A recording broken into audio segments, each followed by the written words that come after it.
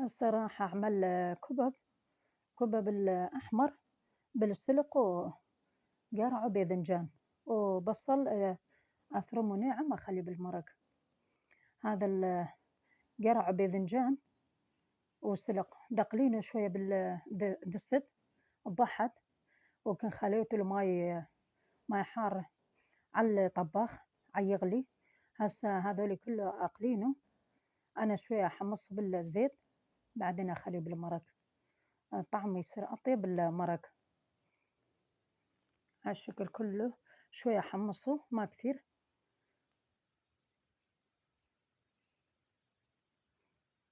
أقلبه كم مرة بالزيت والماء عيغلي على المشعل.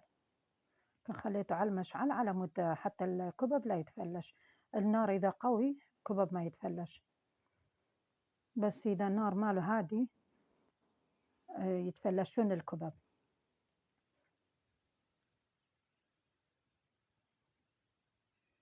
هذا أدقلينه.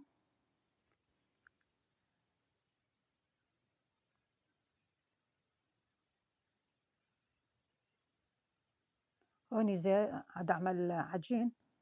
هذا العجين اللي ذاك اليوم عملتونه اسمه مفرامة مال الكهرب.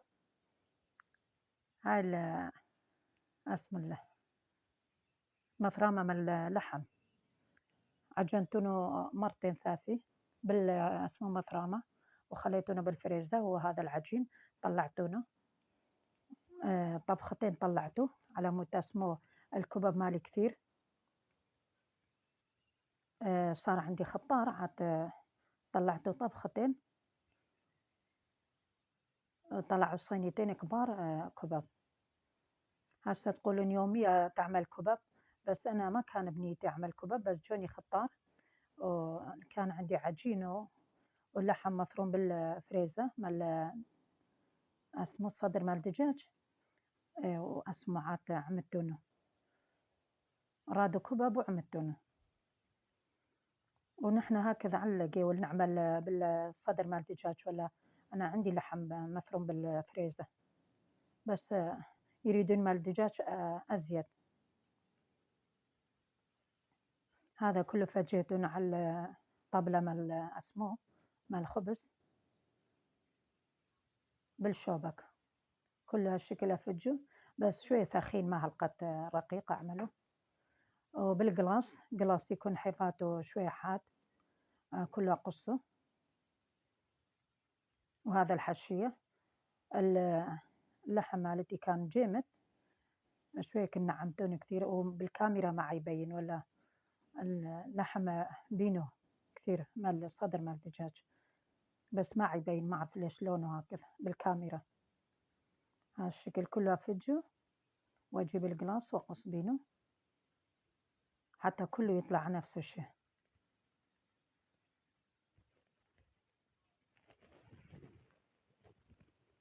أعمله على ما كله يصير سوا القطعة. هالشكل أحسن. إذا واحد بحته زي يطيق أشقد ما يريد يعمل كبب وما يطول بينه نص ساعة هكذا واحد يعمل كبب. شوفوا كله يطلع نفس الشيء زي نفس القياس.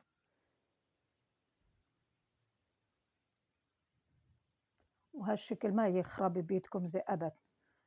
حتى لو واحد تو يتعلم على الكبب هالشكل ما يخرب بيدهم، بس يكون العجين خوش عجين ينعجن مليح.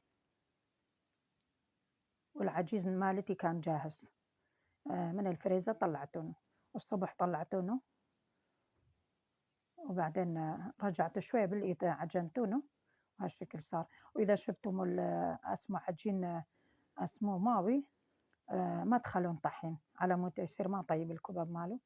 تجيبون اسمه التمن شوية تطحنونه بالاسمه هاي المفرمة مال اسمه مال بهارات تطحنونه مثل الطحين وتخلون مع العجين يصير قوي. ما يحتاج اسمه تخلون طحين ما طيبينه. هالشكل وما يخرب أبد ولا وحدة ما تتفلش. هالشكل تخلون على وحدة حشية واللخ تخلون فوقاتها وبالإيد اسمه تحيفاته تعملونه. وكله يطلع نفس القياس. هسه راح تشوفونه كله نفس القياس. شوفوا ما يتفلشون لا يخربون بيتكم. أي وحدة ما تعرف تعمل كُبَب تو تتعلم تطيق تعمله. شوفوا هذا كله نفس القياس.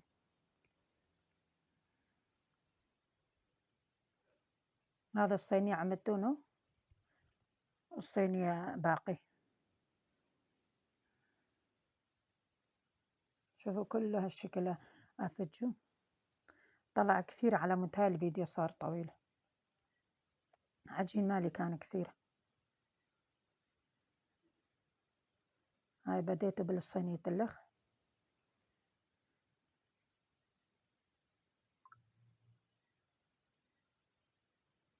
هكذا ايش قد ما تريدون تخلون حشية بكيفكم. أنا على القدر خليته حتى حيفاته لا تنفتح، ولا ايش قد ما تطيقون تخلون، وما يحتاج لا ساعة على ايدكم تفجونه ولا شيء. هالشكل بس شوية على ايدكم تفجونه هذا هو. ومن يغلي الماء قبل تشيلونه تخلون بالماء. هذا الصينية والصينية اللخ هسه أكمله. هاي الصينيتين ها. طلعنا قليل ما شاء الله.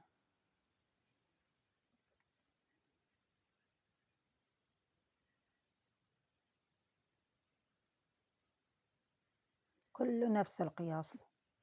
لا وحدة أكبر من الأخ ووحدة صغيرة وحدة تفلشت أبد ماكو، ولا وحدة ما تفلشت بيدي.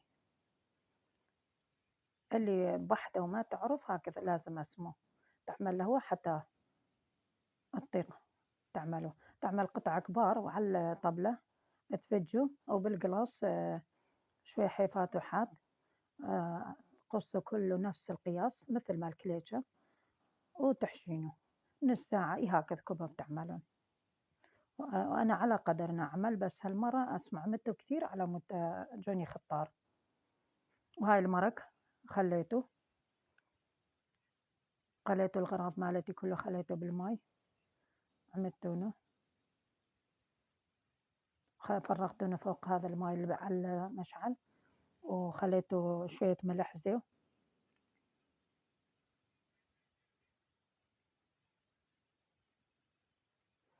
تخلون ملح زي على مود حتى لا يتفلشون الكباب. ملح تخلون على القدر. وبعدين بالأخير تخلون شوية ليمون دزيزي علينا. هاي خليته بعد ملح على مود اسمه كان بلا ملح. تخلون شوية ليمون دزيزي. هاي خليته شوية ليمون دزيزي كله هالشكل.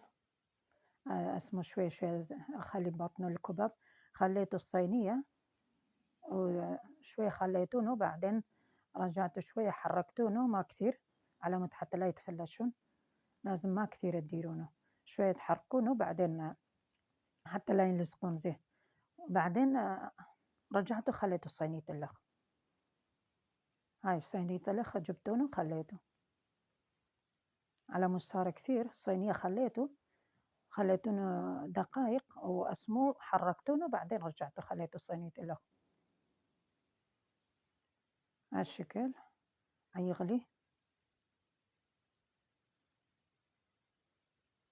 شوفوا كله نفس القياس ولا تفلش ولا شيء. كله نفس القياس. وهاي قرع وباذنجان وسلق بالمرق.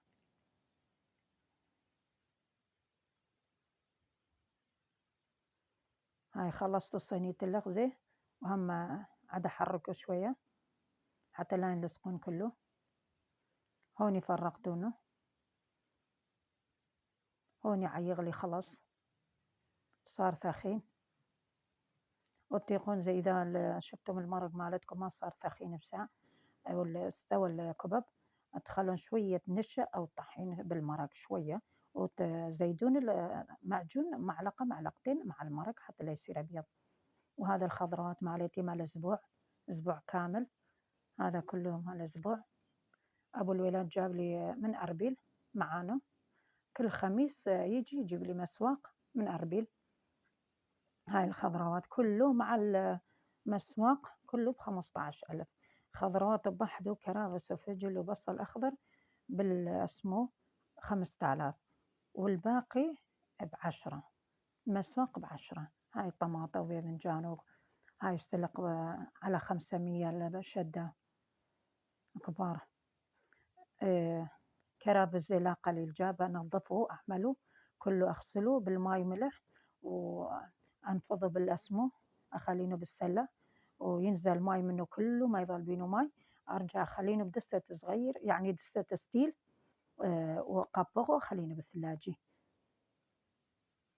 هاي نحن اسمه اللي تقولون ايش قدك ان اشتريتم كرفس وغراض، بس كرفس ياكلون مع كل شيء، ياكلون مع الشفتايات، مع الكباب، مع تمن مرق، مع البرغل، مع كل شيء ياكلون، مع الكباب، مع الكفتة، مع كل شيء ينكل الخضروات، وخاصة الكرفس.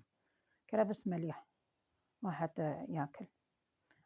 مالتنا مع كل شيء ياكلون كرفس. هذا المسوق مالتي مال أسبوع كامل، وأنا ما أصرف كل شيء هو يجيب لي.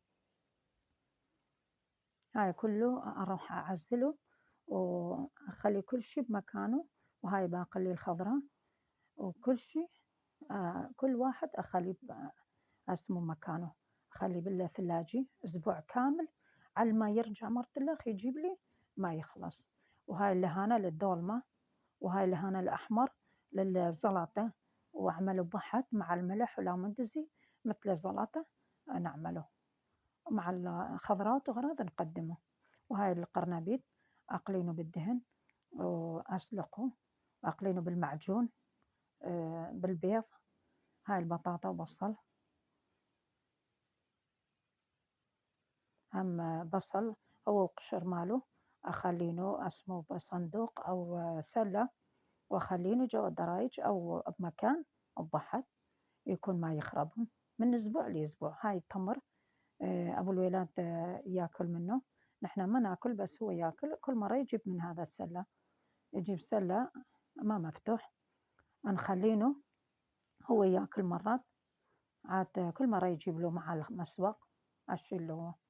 وهاي الخضروات اسمه هاي المسواق باذنجان وفلفل أخضر وقرع وخيار، من كل شيء أعمله بالخضروات. دولمة، شتايات، أي شيء كان، خبز أحمر، لحمة بعجينة مع الخضروات أعمله. من كل شيء آخذ، ومن أسبوع لأسبوع يكفيني الحمد لله.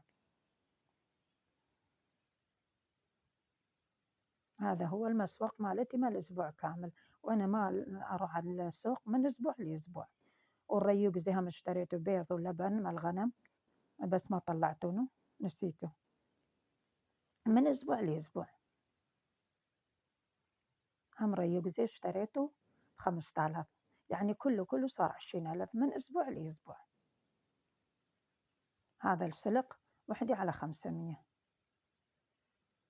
والكرابس بربع، بس كرابس حلو خشن. وهاي طماطة، وهاي غراضي كله.